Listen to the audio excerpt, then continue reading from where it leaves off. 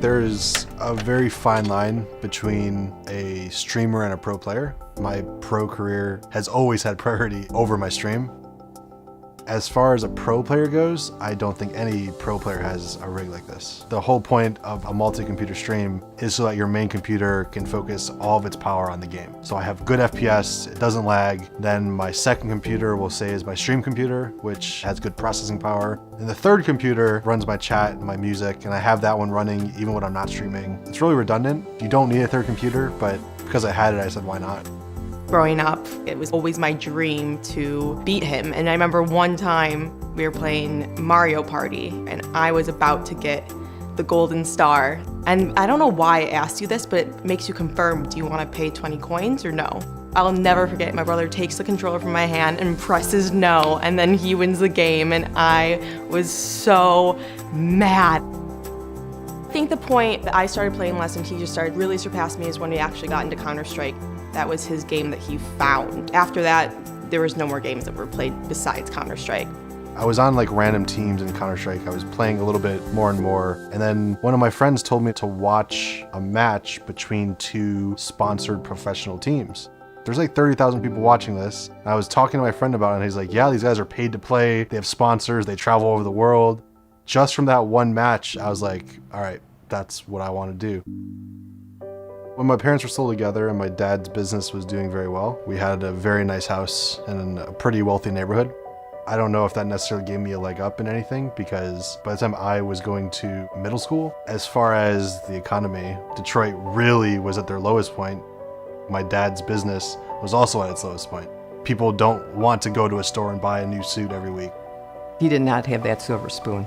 His teenage years and going forward, it was not easy. When I first decided to go all into pro playing and streaming, I was working in an office of a concrete plant. It was not something I wanted to do. I had no money. I was going to school full-time, working part-time, and trying to play Counter-Strike. I had a beat-up car, and I had something like $30,000 in student loans. So that was my life.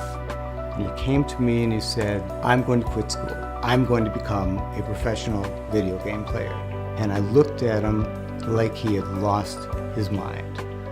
I didn't realize that it would take off that fast. Over the next 2 to 3 years, I was able to pay off all of my student loans. Cloud9 was my first salary team. They were kind of like my brothers. They were the people that I had played CSGO with since the beginning of CSGO.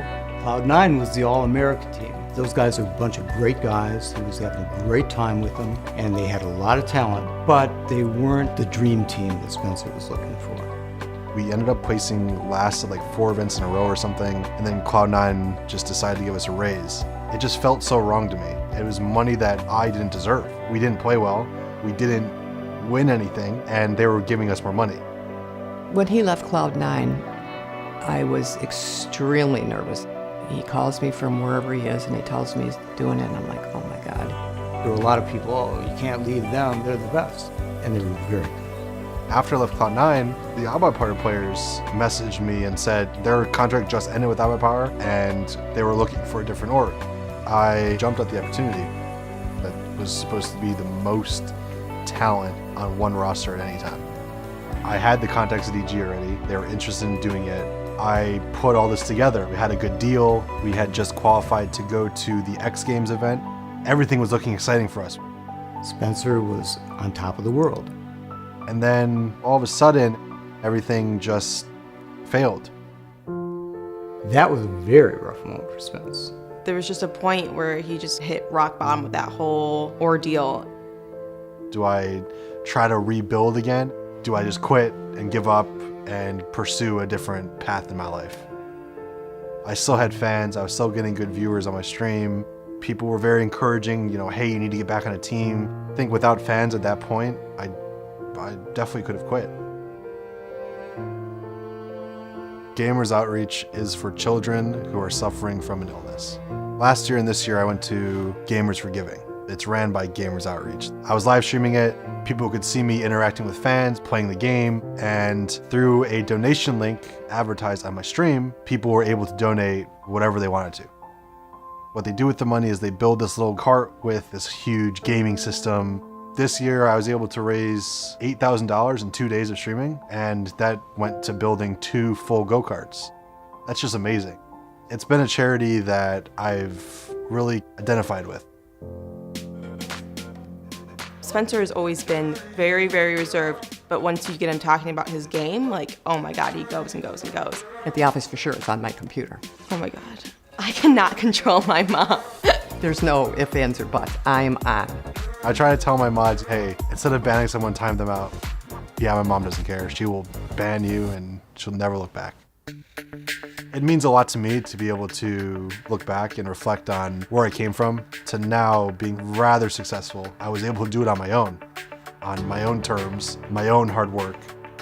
The main motivation to my entire Counter-Strike career has always been fielding the best team I can, making the best decisions I can to make a team that can win.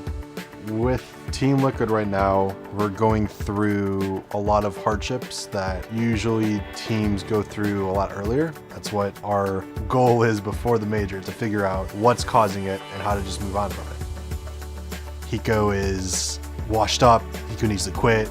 If it was easy, anybody would do it. What is fun for me is overcoming the challenges that I've had and that I'm going through right now.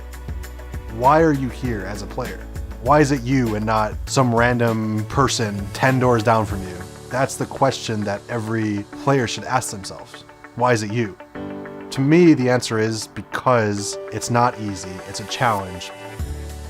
To overcome the people that are hating, to overcome everybody doubting you. That is what drives me as a person. He wants to win.